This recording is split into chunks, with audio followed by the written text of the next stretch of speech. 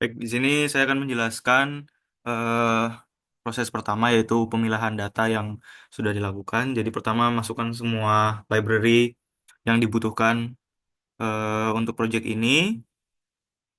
Kemudian di PDF itu diminta untuk memisahkan data train dan data test dengan data tes sebanyak 25% dan juga data train sebanyak 75%. Oleh karena itu, di sini test size-nya adalah 0,25 sehingga nanti train size-nya menjadi 0,75. Kemudian di sini akhirnya dimasukkan, kita lihat distribusi kelas di data training dan juga data testing. Dan ini untuk visualisasi distribusinya di kelas training dan testing. Kemudian diminta juga untuk menggunakan metode stratified sampling dalam menentukan pembagian data dalam tenfold cross validation. Jadi juga melakukan tenfold cross validation di sini. Dilihat di sini outputnya sudah tertera ada fold 1 sampai fold 10. Baru data bisa digunakan untuk eksperimen. Baik, sebelum melanjutkan ke bagian saya, yaitu eksperimen menggunakan KNN, perkenalkan terlebih dahulu, nama saya Kellen Matthew Gladisagian dengan NRP 5026. Baik, oke, jadi pertama-tama tujuan dari eksperimen ini, jadi saya ini ingin mencari nilai K terbaik yang dihasilkan melalui model KNN itu sendiri. Nah, setelah itu saya akan menggunakan tenfold cross validation dan lalu berikutnya saya akan mengujinya di data test yang belum pernah dilihat model sebelumnya. Oke. Jadi eh, langkah pertama tentu memilih terlebih dahulu nilai K yang ingin diuji.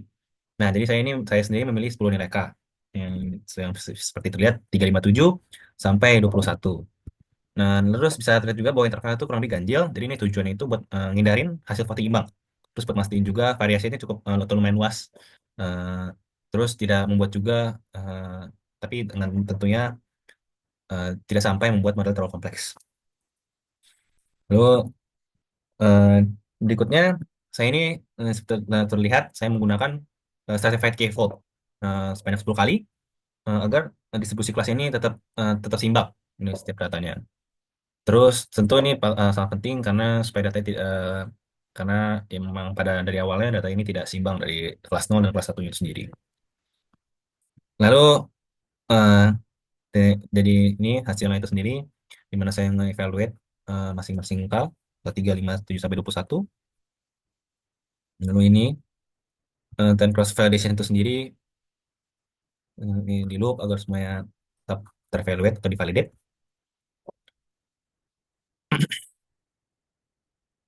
Terus, eh, nah untuk setiap nilai kayak tadi itu saya melatih 10 model di tiap faultnya. Terus tentu sesuai dengan arahan saya menghitung 5 metrik evaluasi itu sendiri. Itu akurasi, presisi, recall, F1 score, ROC, dan AUC. AUC. C, F1, recall, recall, dan seterusnya. Terus selanjutnya saya memilih kata terbaik eh, dan fit ke seluruh data itu sendiri. Nah, setelah tadi udah dibandingkan semua K-nya, saya memilih K yang memberikan rata-rata akurasi yang tertinggi. Dan bisa terlihat bahwa hasilnya itu K19. Dan lalu berikutnya model ini aku uji kembali. Ini ya, uji kembali pada data tes. Terus ya hasil evaluasinya bisa terlihat di atas ini. Ini juga. Baik, terus kesimpulan dari eksperimen KN ini ya bahwa terbukti emang cross validation itu sangat penting atau ya penting banget dalam memilih parameter yang terbaik.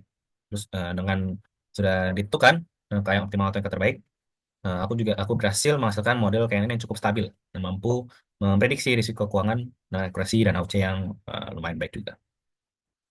Baik, sekian dari saya. Terima kasih telah menyimak. Sampai jumpa di eksperimen lainnya.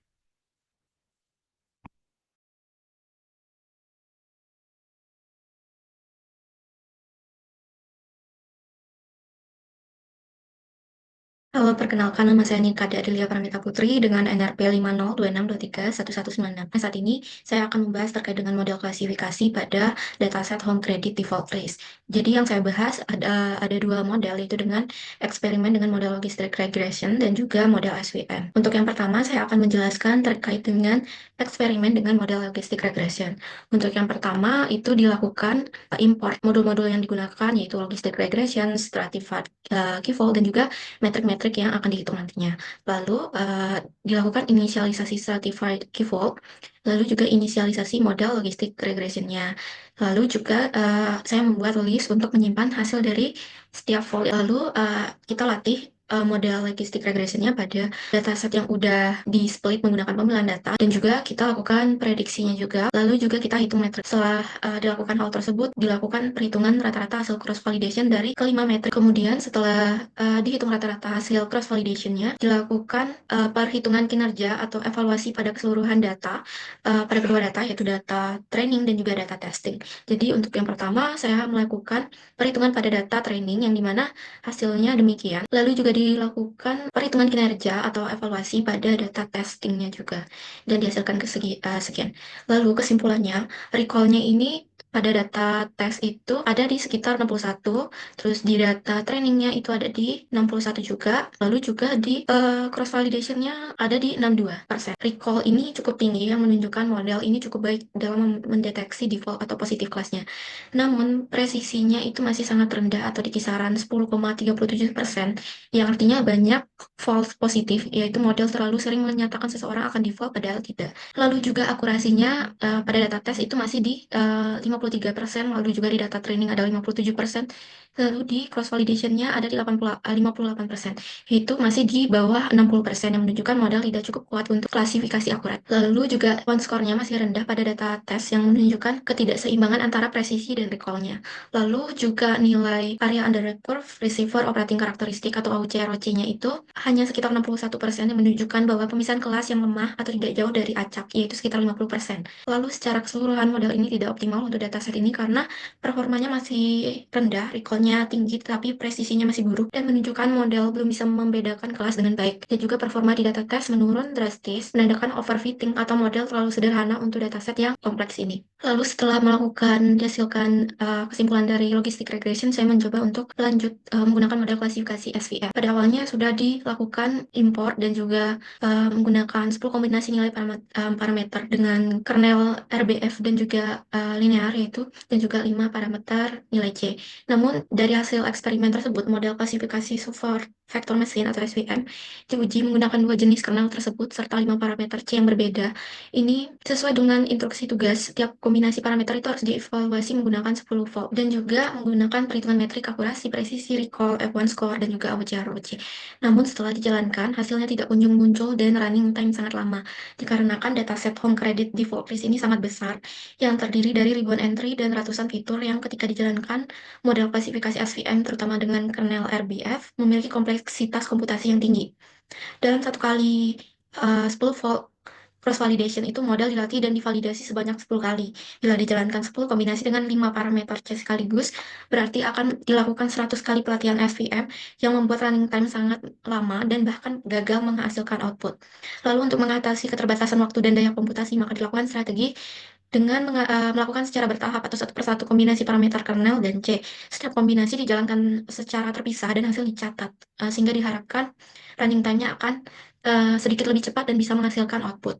Tapi ketika dicoba untuk menggunakan satu kernel dan satu nilai parameter C, dan juga menggunakan satu kombinasi, itu pada gambar terlihat bahwa untuk satu kombinasi kernel linear dan juga C-nya itu sama dengan satu, proses volt-nya juga kombinasinya satu saja, itu tetap berjalan sangat lama atau sekitar 21.313 second atau sekitar 5 jam lebih, yang ditunjukkan pada gambar berikut, di mana elapsed time-nya sudah sekitar 5 jam namun tidak menghasilkan output yang diharapkan. Lalu juga dataset ini dimensinya cukup tinggi, banyak fitur dan ukurannya besar yang membuat SVM, terutama RBF kernel, itu sangat berat untuk dijalankan. Jadi kesimpulan untuk SVM, satu kombinasi saja gagal diselesaikan dalam waktu yang wajar, bahkan lebih dari 5 jam. Meskipun prosedur eksperimen sudah disusun dengan sangat Sesuai, keterbatasan waktu dan komputasi menyebabkan model ini tidak dapat diselesaikan dengan ruang eksperimen yang wajar. Oleh karena itu, hasilnya tidak dapat ditampilkan dan SVM tidak cocok untuk dataset yang cukup besar dan kompleks seperti home credit default list dan lebih cocok dengan metode klasifikasi lain. Sekian dari saya, terima kasih. Kenapa? Oh, berarti gue. Oh, hold, kecilin dong suara lu. Mau take video. Gue share screen kabarnya. Loh, berarti harusnya dari laptop lu gue juga masukin dong. Hmm? Dari laptop lu gue juga masukin. Ya kan? Kan harusnya Lain ya? ya langsung zoom di ini laptop gue aja. Oh, udah nggak apa. Biar kelihatan kayak ada orang lain. Ya udah. Nah, ya bagian gua ya.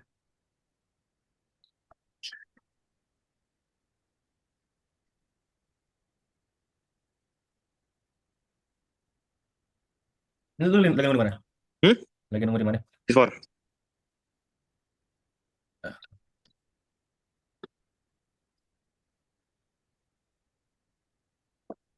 Khawatir ya? Hah? Ya, ya, ya. Sabar. Ini udah gue record udah. Dari mana menteri langsung dari IPN YB ya? Iya, IPNB langsung yang Ini. bagian gua. FB sama yang paling kiri aja. Hmm? Ya, nah itu. Di mana? Yang, nah itu. Nih, Ya, bagian gua bawah. admin data. Lo apa Hmm. sih eksperimennya? Nih, decision tree sama FBase. Nah, ya. Sabar. Oke. Lu goblok tuh suara apa lagi? Dah, Udah record. udah ditarik kok. Udah. Oke, baik selanjutnya adalah eksperimen menggunakan FBase dan decision tree. Jadi yang pertama itu terkait knife bias. Di sini yang kita lakukan sebenarnya import cukup Gaussian NB karena untuk yang classification report, confusion matrix sama accuracy score sebenarnya sudah ada di atas. Kemudian baru kita membuat model menggunakan FBS-nya. Kita memasukkan data train yang sudah dibuat dan juga melakukan tes ke data test. Kemudian di sini dihasilkan akurasi sebesar 0,9024, artinya akurasi itu adalah sebesar 90%. Dan di sini precision recall F1 score untuk kelas 0 dan 2, 0 dan 1. Jadi kesimpulannya di sini sebenarnya untuk kelas 1 itu precision hanya 0,09. Jadi artinya dari semua prediksi model yang menyatakan default atau kelas 1 itu cuman 9% yang benar. Dan recall-nya itu cuma 0,02. Jadi dia cuman menangkap 2% dari seluruh kasus default yang sebenarnya. Dan F1 score-nya juga sangat rendah.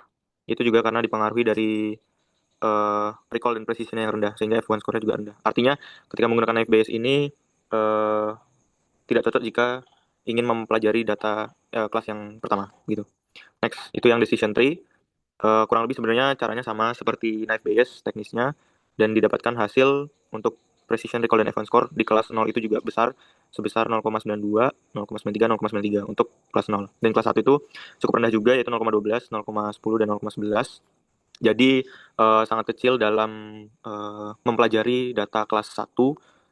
Data kelas 1 itu adalah terkait yang gagal bayar dan kelas 0 itu adalah yang lunas gitu. Jadi kalau ingin mempelajari data gagal bayar akan sangat sulit jika menggunakan knife base dan juga decision tree. Jadi mungkin untuk solusi itu yang pertama dari kami itu adalah perbaikan.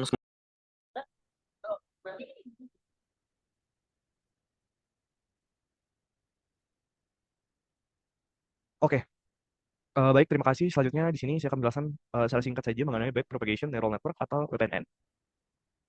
Mungkin hanya mengutip step-step dari yang sudah dijelaskan oleh rekan saya sebelumnya. Yang pertama di sini saya menggunakan dataset yang dimana ini merupakan dataset yang sudah kami pilah dan sudah kami lakukan pra pemrosesan data. Di sini kami juga sudah melakukan input dependency, mulai dari semua library yang dibutuhkan untuk menggunakan semua metode kategorikal, klasifikasi, dan prediksi. Baik, maka dari itu di sini kita langsung masuk saja ke bagian backpropagation neural network-nya. Eh, di sini pertama-tama kita perlu menentukan dulu dan memisahkan dua bagian, yaitu antara fitur input dan target output, yaitu X dan Y, seperti yang ada di sini. Nah, di sini kami juga sudah melakukan stratified key, yang dimana ini juga nanti gunanya untuk menjaga distribusi kelas tetap terjaga antara training dan bagian testingnya nanti. Di sini kami juga sudah melakukan pembagian antara training dan testingnya, di sini kami menggunakan test size sebesar 0,2 atau 20% untuk bagian testing dan 80% dari dataset ini kami gunakan untuk training. Nah, em, di sini kita juga melakukan eh, melakukan smooth atau synthetic minority oversampling untuk menangani masalah ketidakseimbangan yang dialami oleh dataset ini. Karena distribusi kelasnya itu berada di minoritas untuk kelas 1. Nah, jadi di sini kita bisa lihat untuk kelas 0 itu ada di angka 200.000 dataset, sedangkan kelas 1 hanya di 19.000 dataset. Maka di sini kami menggunakan smooth oversampling untuk hanya diterapkan pada training. Karena distribusi ini kita bertujuan untuk meningkatkan kelas minoritas ini supaya nanti ketika kita berhasil melakukan perseimbangan dalam dua kelas ini, nanti dataset yang dihasilkan bisa lebih seimbang. Di sini ada sedikit visualisasi mulai dari distribusi kelas sebelum dan sesudah kita melakukan smooth oversampling. Selanjutnya di sini kita menggunakan NLP, multi layer perceptron, untuk melatih model dari neural network. Di sini kita menggunakan dua hidden layer, dengan hidden layer pertama 64 neuron dan hidden layer kedua ada di 32 neuron. Di sini kita juga menggunakan fungsi aktivasi ReLU dan optimizer ADAM. Dan di sini kita latih model ini menggunakan data training sebesar 300 kali.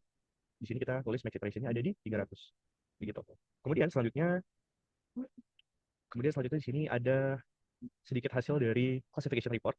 Kita di sini bisa melihat evaluasi dari masing-masing kelas, mulai dari precision, recall, F1. Mulai dari precision, di mana ini merupakan tingkat akurasi, recall ini adalah tingkat dari seberapa besar mereka berhasil mengenali kelas yang tepat, dan F1 score ini merupakan harmonisasi antara precision dan recall ini. Jika kita lihat di sini, dalam kolom precision masih jauh lebih tinggi kelas 0, artinya jauh lebih akurat mereka memprediksi dalam kelas 0 daripada kelas 1. Di sini recall-nya juga, untuk recall di kelas 0 jauh lebih tinggi daripada kelas 1, tapi di dalam recall ini mereka berhasil memprediksi 48% benar bahwa kelas 1 itu merupakan kelas 1. Jadi untuk kelas 1 itu 48% berhasil ditebak, berhasil mengenali, dan untuk kelas 0 itu berhasil di angka 70%. Dari semua hasil classification report yang sudah dihasilkan ini, itu kita mendapatkan angka akurasi sebesar 0,69 atau 69% akurat untuk model yang sudah kita lakukan ini. Kemudian di sini kita juga melakukan visualisasi hasil. Ini untuk hasil sebelum dan sudah smooth oversampling tadi. Dan di sini ada juga loss curve, di mana di sini bila kita lihat untuk aksis atas bawah itu menunjukkan loss, yang dimana ini merupakan tingkat error, dan kemudian epox ini itu menunjukkan banyaknya iterasi yang sudah dilakukan. Di sini kita bisa melihat semakin banyak iterasi yang dilakukan, itu dia semakin menurun. Artinya semakin banyak model kita berlatih, dia akan semakin turun margin of error-nya. Di sini mulai dari paling tinggi ada di 0,675 hingga ke 0,650. Sebenarnya ini merupakan margin yang cukup dekat ya, jadi belum jauh-jauh sekali. Maka dari itu, ini juga dapat kita evaluasi lebih lanjut. Mungkin ini dapat terjadi karena model yang kita lakukan itu belajarnya masih kurang optimal, dan hasil yang mereka lakukan itu masih belum bisa menghasilkan data yang memiliki error margin yang semakin kecil di setiap iterasinya. Kemudian yang terakhir adalah confusion matrix, di mana di sini ada 4 bagian, yaitu true positives di bagian kiri atas, kemudian false negatives di bagian kanan atas, false positives di bagian kiri bawah, dan true negatives di bagian kanan bawah. Jadi di sini merupakan untuk true positive ini merupakan jumlah prediksi yang benar untuk kelas 1, jadi tebakan yang berhasil um, untuk kelas 1. False negatives merupakan jumlah kesalahan prediksi di mana kelas 1 itu harusnya merupakan kelas 0. Kemudian false positive itu merupakan jumlah kesalahan di mana kelas 0 yang merupakan kelas 0 itu harusnya merupakan kelas 1, dan true negative di mana jumlah prediksi benar untuk kelas 0. Jadi di sini kita bisa melihat yang benar-benar kelas 0 itu ada sekitar 40.000 berhasil ditebak.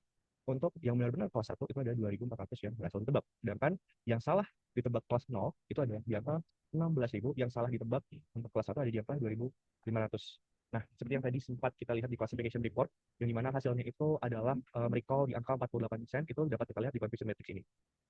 Yang dimana 48% itu benar, dan sekitar 52%-nya itu salah, seperti yang kita lihat di confusion matrix ini. Jadi sebenarnya masih banyak sekali cara untuk meningkatkan kinerja. Salah satunya adalah kita bisa mempertimbangkan mungkin teknik lain seperti undersampling untuk lebih menyesuaikan data dari kelas 1. Jadi kita tidak menaikkan data kelas 1 dengan menambahkan spot oversampling, tapi di sini kita menggunakan undersampling. Itu bisa kita gunakan juga. Kemudian di sini kita juga bisa menyesuaikan result dari model kami supaya bisa menyimbangkan precision dan recall. Untuk evaluasi yang bisa dilakukan untuk BPNN bagi kami kurang lebihnya seperti itu. Baik, terima kasih.